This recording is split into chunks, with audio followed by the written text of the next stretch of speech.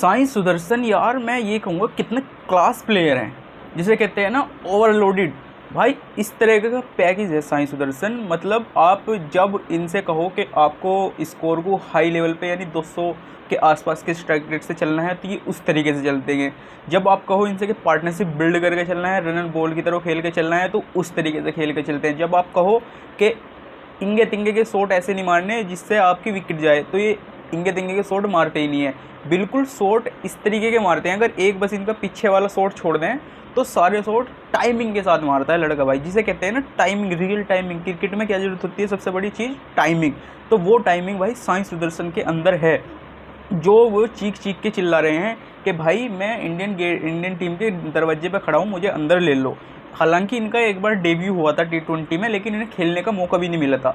तो ये एक बड़ी कहानी होगी BCCI के लिए। सोचना होगा सेलेक्टर्स को कि भाई टीम जो 2026 के वर्ल्ड कप के लिए तैयार करनी है तो किस तरीके से तैयार करनी है। तो ये जो IPL से इस बार टैलेंट निकलता जा रहा है ना, बहुत ही ज़्यादा है। चाहे उसमें Priyansh Arya top order batter हो, साई सुदर्शन हो, गिल हो, अभिषेक शर्मा हो, चाहे संजू सैमसंग हो, तो इन्हें भाई अब की बार IPL से निकलने वाले, अभी तो बहुत IPL बाकी है, तो अभी 2026 के लिए जो टीम बनाएगी ना, तो भाई इन्हें इनका दिमाग इतना पकेगा ना भाई, हम किस तरीके से टीम बनाएं, मतलब क्या सोच के टीम बनाए, किसे टीम में डालने किसे ना डालने। इतने पावर, मतलब अगर पावर हिटर की ज़रूरत है आपको टॉप ऑर्डर में, अभिषेक शर्मा, प्रियांश आर्या, संजू सैमसन जैसे खिलाड़ी आपके पास मौजूद है। अगर तुम्हें टाइमिंग वाले खिलाड़ी चाहिए टॉप ऑर्डर में, तो भाई साई सुदर्शन, गिल, इस तरीके के बैटर्स आपके पास मौजूद हैं। तो भाई अब की बार तबाही होने वाली है 2026 के वर्ल्ड कप में, क्योंकि हमारे सब कॉन्टिनेंट में वर्ल्ड कप है। तो भाई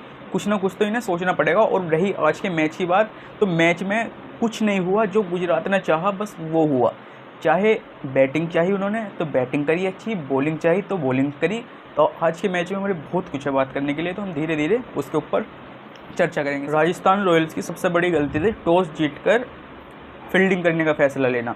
क्योंकि भाई जब आप देख रहे हो पिछले मैचों में क्या हो रहा है कि टॉस जीत कर सब लोग फील्डिंग कर रहे हैं, उन पे चेज़ नहीं हो रहा बिल्कुल भी। इस बार लोग डिफेंड करना चाह रहे हैं कि हम डिफेंड करें टोटल।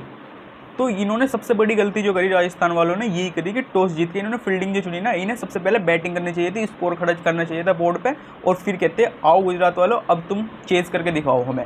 तो ये इनकी मुझे लगा सबसे बड़ी गलती थी, क्योंकि राजस्थान के पास वो बॉलिंग अटैक था जो डिफेंड कर सकता था। क्योंकि जोफ्रा आर्चर जिस फॉर्म में है उसका तोड़ अलग ही है, मतलब उनका तोड़ अलग ही है, किसी के पास है किसी के पास नहीं है। तो इस तरीके की बॉलिंग चल रही है अभी राजस्थान रॉयल्स की तरफ से, चाहे संदीप शर्मा की हो, तुषार देशपांडे की हो, तो बढ़िया बॉलिंग थी इनकी। लेकिन इन्होंने क्या करा भाई, टॉस जीत के पहले बॉलिंग करने का फैसला लिया। और तुम्हें पता ही है जब टीम सबसे पहले बॉलिंग करती है तो वो क्या सोचती है कि भाई टारगेट जो है हमारा बड़ा लगे, जिससे हम नीचे अगली वाली टीम को दबा दें नीचे। तो गुजरात ने क्या करा, सेम वही चीज़ करी इनकी। गुजरात की टीम की तुम बैटिंग देखोगे, शुभमन गिल को छोड़ दो, साई सुदर्शन और जोस बटलर के बीच में जो पार्टनरशिप चली है, मतलब इतनी प्यारी पार्टनरशिप चली है जोस बटलर और साई सुदर्शन के बीच में, आप क्या ही कहोगे।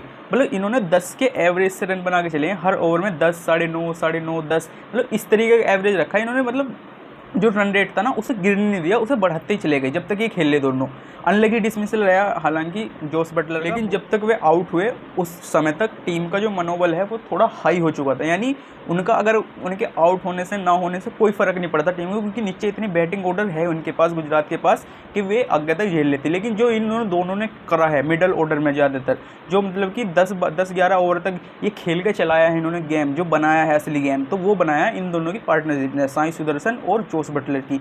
इन्होंने दिखाया है अपना टेम्परामेंट से खेले हैं, रन बॉल भी खेले हैं, बाउंड्रीज भी लगाई हैं, सिक्सेस भी लगाए हैं, चाहे जोस बटलर हो उसमें, चाहे साई सुदर्शन हो। असली मैच जो मैं कहूँगा ना, जो किसी पार्टनरशिप ने बनाया है, जो बिल्ड करा है इनके लिए, जो 219-20 तक इन्हें लेके गया है, तो वो पार्टनरशिप थी भाई जोस बटलर और साई सुदर्शन की। वो मैं कई बार तुम्हें कह चुका हूँ, क्योंकि पार्टनरशिप ही ऐसी थी जिसके बारे में आप तुम बात करोगे। और जैसे ही जोस बटलर आउट होते हैं तो उनके बाद भाई एंट्री होती है शाहरुख खान की। शाहरुख खान बॉलीवुड वाले नहीं, एक गुजरात टाइटंस के पास शाहरुख खान साहब हैं, उनकी एंट्री होती है। और उनके बल्ले पे मतलब बॉल लग नहीं रही थी शुरू में, बिल्कुल नहीं पता चल रहा था कि बॉल कहाँ आ रही है, कैसे जा रही है। मतलब 1-2 ओवर अगर तुम देखो शाहरुख खान ने जो खेले हैं, तो उन्हें पता ही नहीं चला कि बॉल मैं किधर मारना चाह रहा हूँ, जा किधर रही है। पहले जो उन्होंने जोफ्रा आर्चर का खेला तो उन्हें तो अता पता नहीं था कि बॉल किधर गई। जो जोफ्रा आर्चर ने पहले फास्ट करी, फिर स्लोवर करी, तो मतलब कि बहुत इनोवेशन करी अपने ओवर में, तो इसलिए उन्हें शाहरुख खान जी को पता ही नहीं चला कि मैं क्या खेलने जाऊँ, किस तरीके से शॉट मारूँ। तो शुरू में उनका हिसाब किताब सही नहीं था, लेकिन धीरे धीरे जब उन्होंने पार्टनरशिप साई सुदर्शन के साथ बिल्ड करी थोड़ी सी, तो उन्हें थोड़ा सा शॉट लगाए और अच्छे शॉट लगाए, छक्के चौके बढ़िया लगाए और टीम को एक अच्छे टोटल की तरफ लेके गए। आप कहोगे शाहरुख खान की इनिंग जो थी वो एक क्रूशल इनिंग थी, क्योंकि जोस बटलर जिस फॉर्म में चल रहे थे, तो उनके बाद एक ऐसा ही प्लेयर चाहिए था जो 30-35 रन स्कोर कर दे अच्छे से, जो टीम के लिए आगे तक मेहरबानी होगी। और उसके बाद चाहे तुम राहुल तेवतिया को देखो, उन्होंने कितनी अच्छी बैटिंग करी है, चाहे राशिद खान को देखो, एक छक्का तो मार के गए हैं, छक्का चौका तो मार के गए हैं, बेशक जल्दी आउट हो गए। एक अनलकी डिसमिसल कहूँगा, क्योंकि जायसवाल का जो कैच पकड़ा, जायसवाल ने जो कैच पकड़ा उनका, वो बहुत ही प्यारा कैच था, उसकी आप तुलना नहीं कर सकते। जो डाई मार के कैच पकड़ा था जायसवाल ने राशिद खान का, वो बहुत अलग ही, उसे अलग ही छोड़ दो तुम।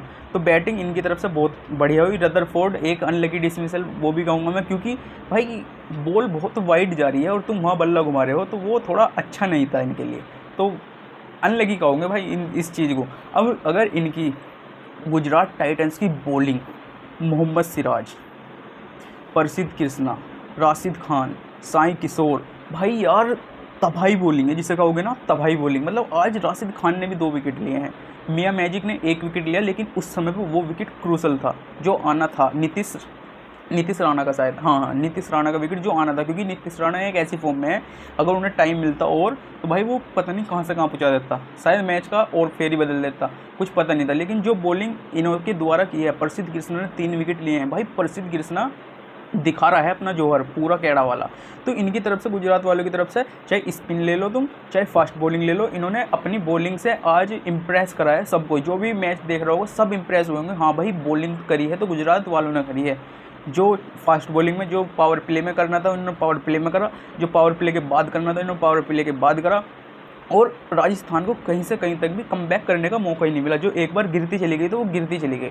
और सारे वीक का जो हमारा बढ़िया वीक जा रहा था ना, एक तरीके से जो टोटल हमारे 200 प्लस लग रहे थे, और डिफेंड भी करने में मतलब कि बहुत दिक्कत आ रही थी टीमों को, 2-4 रन से जीते मिल रही थी, तो वो यार वीक का सारा नाश हो गया। मतलब एक तरीके से आप कहोगे राजस्थान वालों भाई कुछ कर लेते तो मज़ा सा बन जाता मैच में, तुमने एक तरफा ही मैच करा दिया। अगर ये बैटिंग थोड़ी सी अच्छी कर लेते तो मैच में इतना मज़ा आ जाता। तो मतलब अब क्या ही बोल लोगे आप इसके ऊपर तो कुछ कह नहीं सकते। अब बात करें भाई राजस्थान की बैटिंग की, संजू सैमसन 41 रन करे उन्होंने, अच्छा खेले आप कहोगे। ध्रुव जुलेल कुछ नहीं कर पाए, रियान पराग 26-27 रन करे। आप जायसवाल देखो किस तरीके से आउट हुए, जिस तरीके से अरशद खान ने विराट कोहली को फंसाया था ना पिछले मैच में, उस तरीके से ही सेम तरीके से जायसवाल को भी फंसाया उन्होंने, बिल्कुल सेम तरीके से। वहाँ फील्डर रखा जहाँ चाहिए था और बिल्कुल हाथ में गेंद, बिल्कुल हाथ में शॉट मारने के लिए मजबूर करा। तो बहुत कहूँगा यार जायसवाल साहब जिस तरीके से पिछले मैच में बैटिंग करी थी, तो मैं ये सोचा था आज थोड़ी सी फॉर्म दिखेगी, आज फास्ट खेलने की कोशिश करेंगे, और कर भी रहे थे। लेकिन फिर अनलकी डिसमिसल आप कहोगे। हेटमायर इनकी तरफ से बढ़िया स्कोर कराया, हेटमायर ने 52 रन बनाए हैं, बढ़िया खेल के गया है, लेकिन जीत के लिए वे इनफ रन नहीं थे, क्योंकि साथ में कोई खड़ा होने वाला भी चाहिए था। और फिर इनकी लाइन ऐसी बुझी 2-4-0 2-4-0 इस तरीके से, फिर इन्हें बुझते चले गए। अब इनकी बॉलिंग देखो तुम राजस्थान वालों की, मतलब जोफ्रा आर्चर शुरू में इतना तकड़ा स्पेल डालते हैं, अपने 2 ओवर का इतना तकड़ा स्पेल डालते हैं, बहुत ही मतलब यार आप कहोगे कि जोफ्रा आर्चर ये है। जोफ्रा आर्चर वो नहीं था जो शुरू के 2 मैच में था, जोफ्रा आर्चर ये था। तो इतनी तकड़ी बॉलिंग करी है। संदीप शर्मा के 2 ओवर बढ़िया गए थे, लेकिन तीसरा चौथा ओवर इतना बुरा पिटा इनका, बहुत ही बुरा। और बॉलर की तो तुम भैया बात ही ना करो, तो बढ़िया राजस्थान की तरफ से, क्योंकि उन्होंने मैं कहूँगा कुछ करा ही नहीं है। बस आए थे वे पिटने के लिए आए थे और कुछ करने के लिए आए। बेशक विकेट मिले हो, लेकिन उन विकेट का कुछ फ़ायदा नहीं है जब तक टीम ऊपर पहुँच गई तो आप कुछ कह नहीं पाओगे। ठीक है, तो आज के लिए इतना ही, मिलते हैं नेक्स्ट वीडियो में, जब तक के लिए राम राम जी।